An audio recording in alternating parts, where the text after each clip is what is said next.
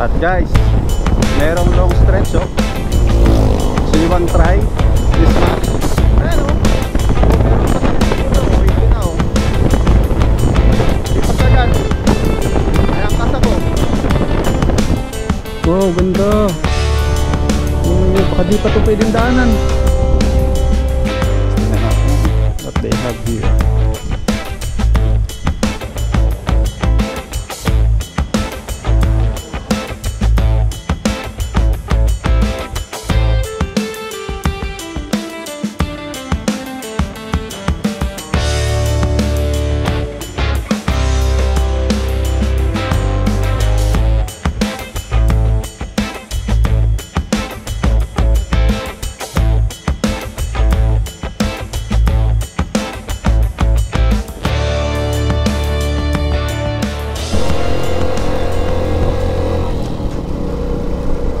Hey guys, what's up? JB Moto, nandito na naman. Welcome back po sa aking YouTube channel. At ngayon guys ay meron na naman tayong ride.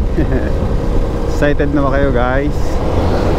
So sa mga bago at gusto yung mga ganitong klaseng motovlog na pumupunta sa iba't ibang lugar, ano pang hinihintay mo? Mag-subscribe ka na sa aking channel. At marami kang mapapanood ng mga ganitong klaseng video guys dito sa JB Moto. At guys, merong long stretch oh. So you want try si Smash top speed? Ano? Kaso may angkas ako guys eh. Hindi tayo makakapag top speed ngayon. Medyo may higa tayo. Well, tumapalag pa rin oh. Pero, grabe talaga. Nag-80 tayo guys.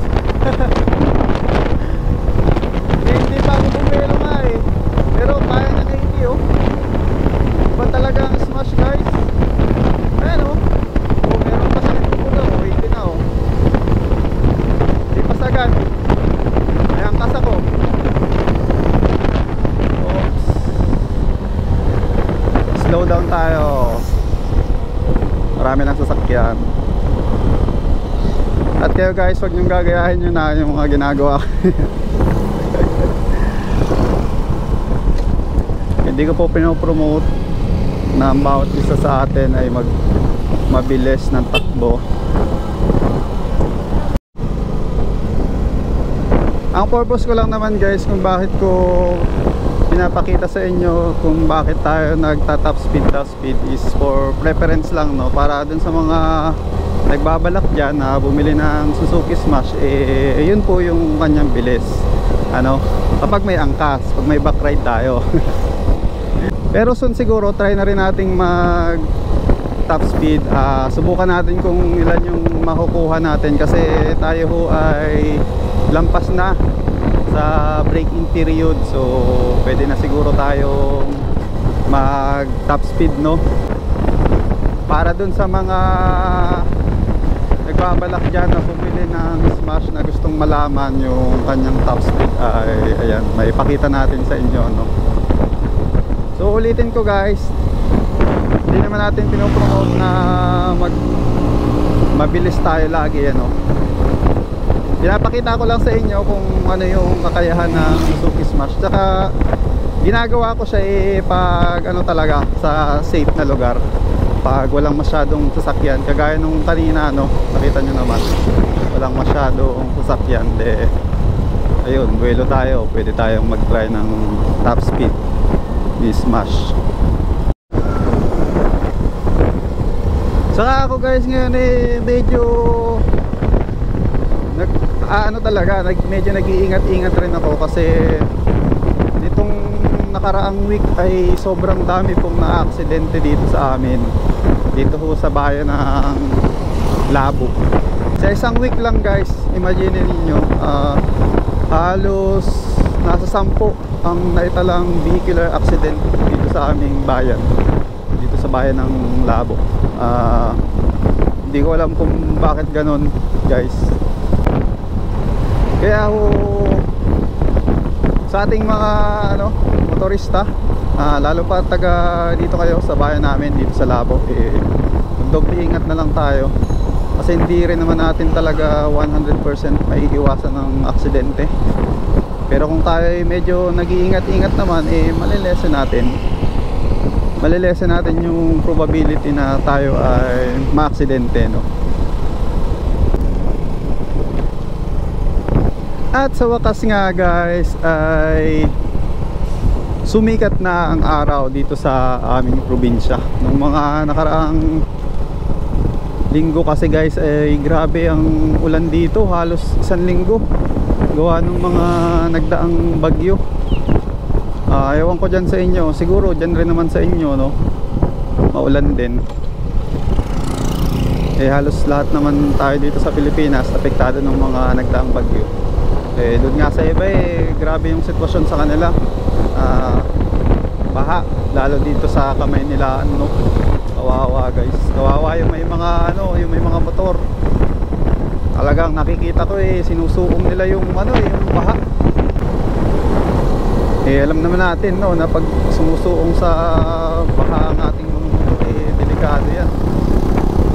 Baka mapasukan ng tubig, may mga parts siya na hindi dapat mabasa, nababasa. Kaya swerte pa rin kami dito guys sa aming probinsya, kasi itong province namin medyo medyo bulubundukin dito. So kukunti lang yung lugar na binabaha dito sa amin. So ang pupuntahan nga pala natin guys ay isang bayan dito sa probinsya namin, dito sa Camarines Norte, dito sa Bicol. Yan, sa mga nagtatanong nga pala ng ating location, tayo po ay nasa Bicol, probinsya ng Camarines Norte. Doon kasi sa mga last video ko guys, may mga curious din kung saan yung ating lugar. Kaya ngayon babanggitin ko na para alam na ninyo agad kung saan yung ating lugar habang nanonood kayo ng ating video. So ang pupuntahan nating lugar ngayon ay isang napakagandang bayan din guys dito sa amin. Yun ay sa bayan ng Panganiban guys, katabi siya ng Paracale. Bibisitahin natin yung magandang nila doon, boulevard. Balita ko kasi guys merong bagong gawang boulevard doon at napakaganda daw, at nakita ko rin sa Facebook. Ayan, so gusto nating makita ng personal ngayon. Ito nga palang Panganiban ay halos 40 kilometers away sa aming bahay. Kaya medyo malayo-layo rin biyahe to. Mga 1 hour siguro ang biyahe.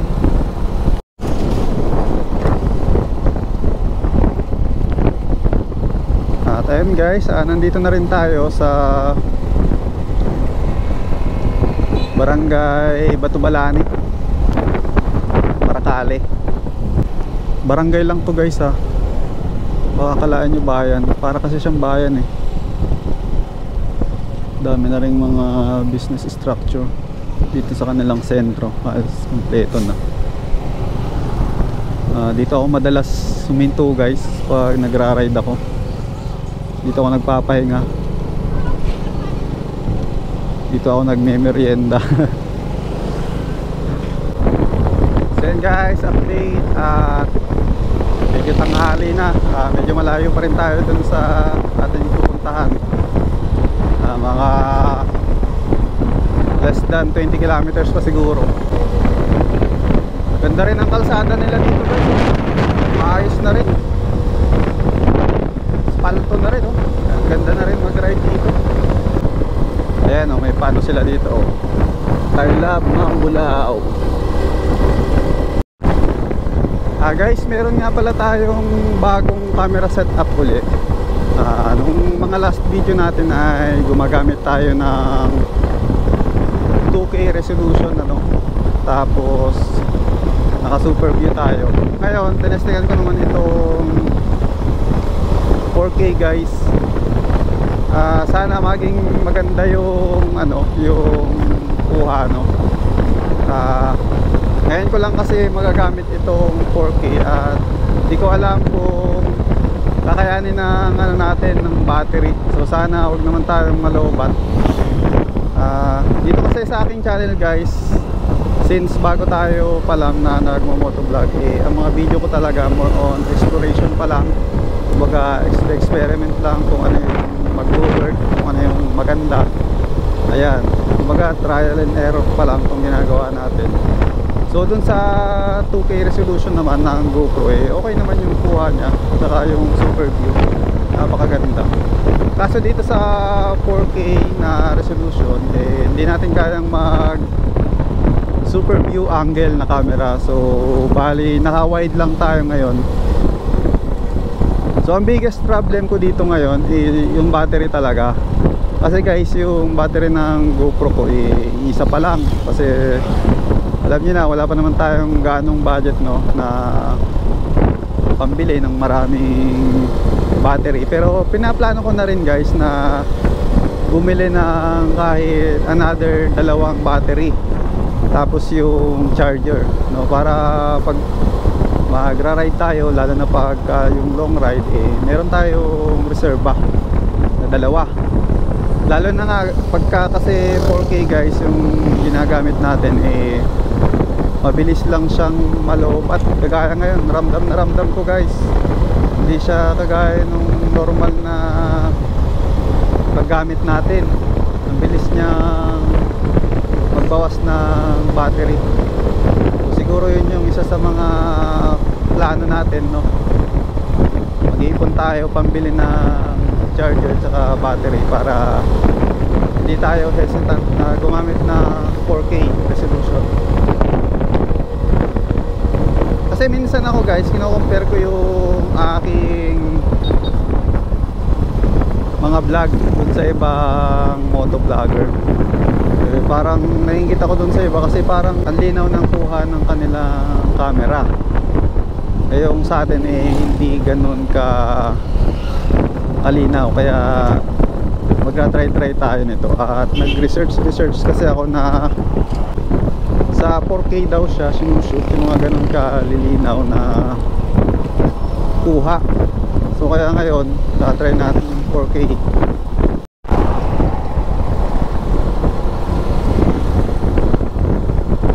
At sa mga nagpapa-shoutout pala guys, mamaya po tayo mag-shoutout pagdating na natin ng bayan ng Panganiban. Dun sa maganda nilang park, doon na lang siguro tayo mag-shoutout.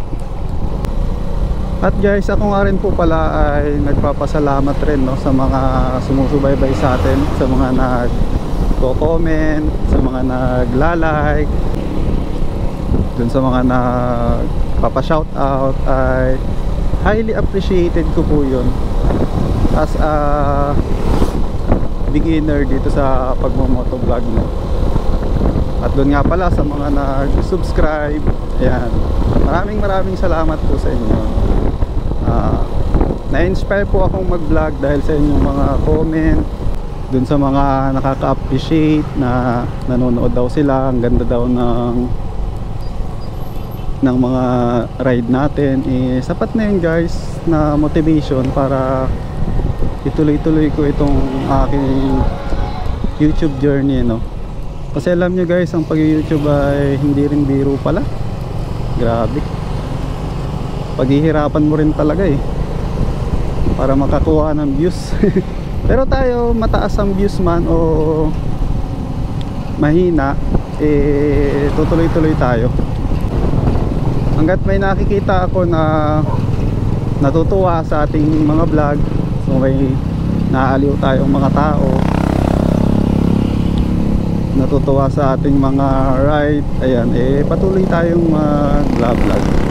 Hindi pa naman ako nag-e-expect ng sobrang laking consequences pa dito sa ating vlogging journey. Kasi alam niyo na, kasi simula pa nga lang natin.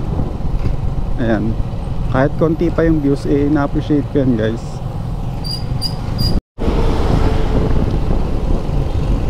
At papasok na po pala tayo ng sentro ng bayan ng Panganiban. Ayan, nandito na tayo sa Panganiban.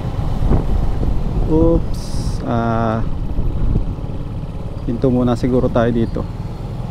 Ayan yung ano, rebulto ni Roy Padilla Sr.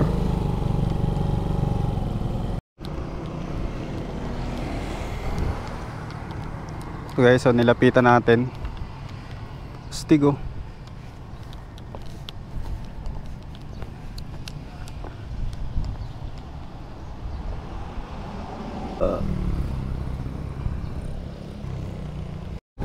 So yan guys, at papunta na kami dun sa may ano, sa may park nila. Nandun rin kasi yung ano, yung boulevard na pupuntahan natin. Dito tayo sa may simbahan. Yan yung simbahan nila dito.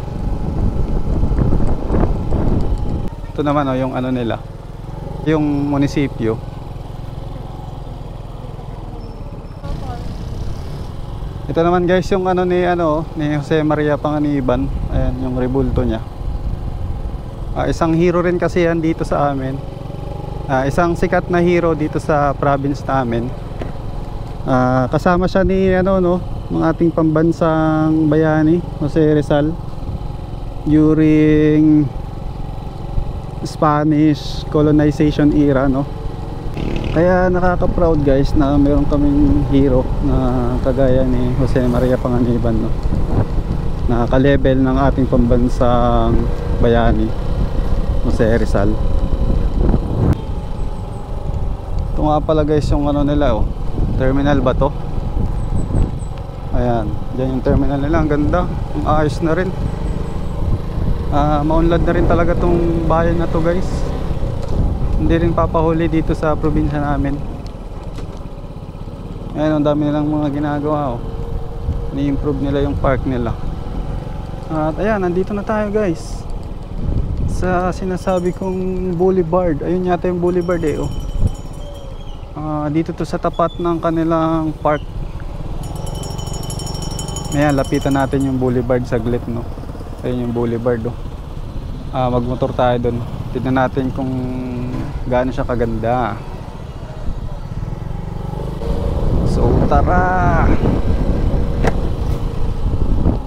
Wow, ganda. Oh my god, baka di pa to pwedeng daanan. Pero pwede na to, nakikita ko sa ano eh. Tignan nyo guys, oh, ang ganda. Tinaniman na nila ng mga ano dyan oh. Mga puno-puno.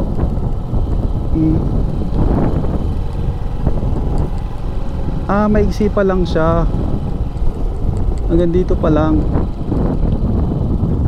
Pero maganda.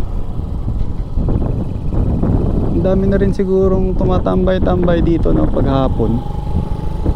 Ayan o, parang ginagawa pa. Papunta kaya saan to, no? Kasi may putol oh. Papunta saan pa yan? Baka pa ganun. Paikot, no? Ayun oh.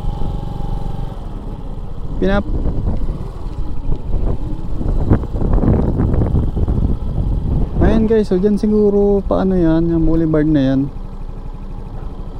Dyan diretso.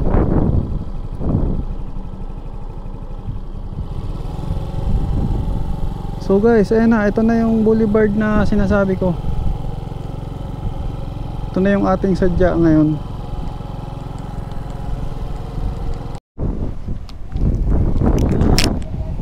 Ayan guys, puntahan lang natin tong ano nila dito. Ang ganda rin dito. So yan, pagpupunta kayo ng Panganiban, yan yung mga bubungad sa inyo dito. Yan tabing dagat na yan. Tas yung boulevard, bagong gawang boulevard.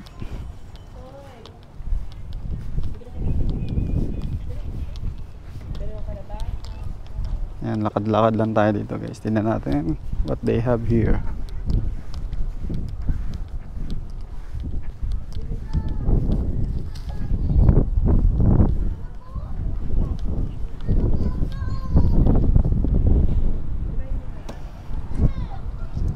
Ayan.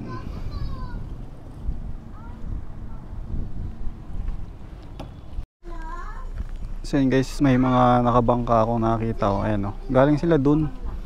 Ayun naman, dami pang mga bahay doon guys, oh. Siguro doon sila galing. So isa siguro sa mga means of transportation nila dito yung bangka, ano. Kasi ayun, oh. Siguro shortcut ito. Kasi parang may kalsada naman doon oh. Ayun, oh.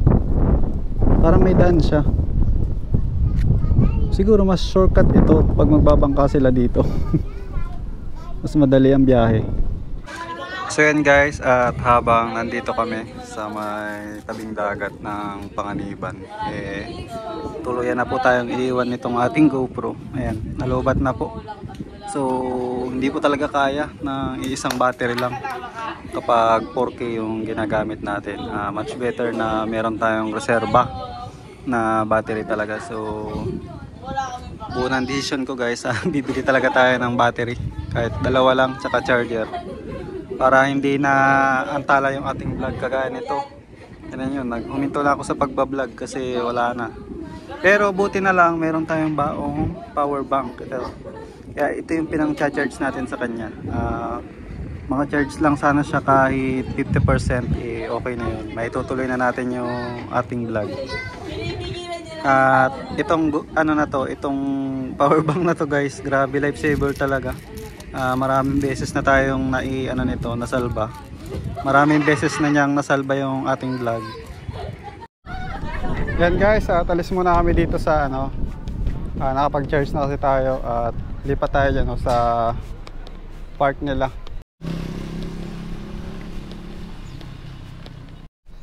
So yan, pasok na tayo dito guys, at dito tayo mag-shout out. Medyo tahimik dito guys, oh. Kukunti yung tao. Meron din sila guys, ano dito, parang fountain ba to? Kaso hindi siya operational ngayon. Wala siyang tubig. Ganda siguro kung may tubig yan, no? At napansin ko rin dun sa kabila, ayun. So yan guys, at mag-shout out muna tayo, at nakakuha na tayo dito ng magandang pwesto, malilim, saka tahimik, saka syempre wala masyadong tao.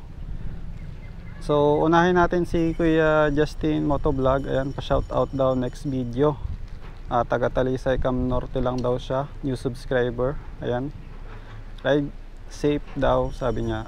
Thank you sa'yo Sir Kuya Justin Motovlog. Ayan, shout out sa mga taga Talisay. Ano to guys, halos kababayan ko rin, taga dito sila sa ano sa province namin, taga Talisay. Ayan, malapit lang siya. At sunod naman ay si Sir Darwin Monopolio. So yan, shout out sa iyo Sir Darwin. Ayan, suki na natin to si Sir Darwin kasi dun sa last na video nagpa-shout out rin siya. Ayan, ride safe daw. So yan, ride safe din sa iyo, Pap. So next naman guys ay si Ma'am Maricar Roan. Ayan, pa-shout out daw, idol. So yan, Ma'am Maricar, ito na yung shout out mo. Shout out sa iyo. At ang next naman ay si Sir Nolando. Ayan, shout out daw sa Manzano Family, Manila, Caloocan. Oh wow. So yan, shout out sa inyo mga taga Caloocan, especially sa Manzano Family. Ayan guys, grabe, nakakarating tayo ng Caloocan. Thank you sa iyo sir. Ayan, si Sir Nolando. At ang next naman natin ay si Sir Christopher Ibias. So yan, familiar din sa akin to si Sir Christopher. Nagpa-shoutout na rin siya sa atin doon sa last na video natin. Ayan o, sabi niya, next video ulit idol, pa-shoutout ulit. At ito na Sir Christopher, sinashoutout na kita ulit dito sa aking bagong video. Ano naman siya, from Zamboanga City. So yan, sa mga taga Zamboanga dyan, shoutout sa inyo. Masyadong malayo na nararating natin. At sa Ibias and Bordeos family, shoutout rin. Ayan, pinapa-shoutout rin niya yung Ibias and Bordeos family.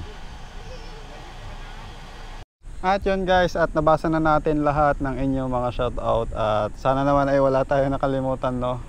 Medyo marami na kasi sila. At salamat nga pala sa mga nagpapa-shoutout, ano, at sa mga walang sawang sumusubaybay sa ating YouTube channel. Ay maraming salamat sa inyo. So yan guys, dito kagagaling namin dito sa may park nila, no? Dito sa magandang park ng Panganiban. At maghahanap lang kami ng mga kainan kasi tanghaling tapat na at gutom na rin kami. May dadaanan kasi kami dito kanina na inasal. Mag-inasal na lang siguro kami.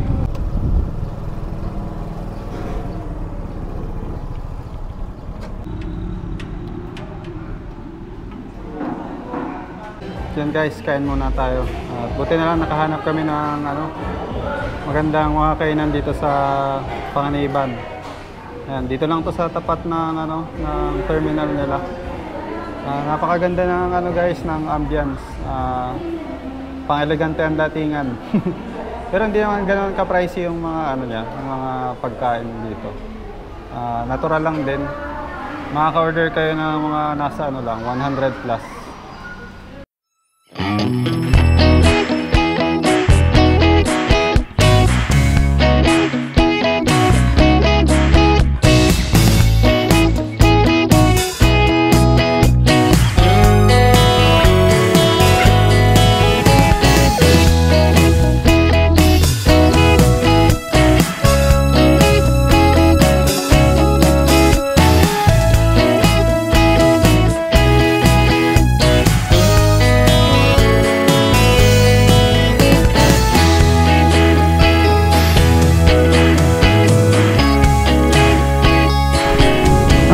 Guys, meron pa tayong pupuntahang isang tourist attraction dito sa Panganiban. Yun nga ay yung Turayog View Deck. Overlooking place yun guys. At masusubukan na rin natin kung gaano katatag itong Smash guys. Kasi sakto meron tayong kaangkaso, masusubukan ng tibay ng Suzuki Smash sa paahon na daan.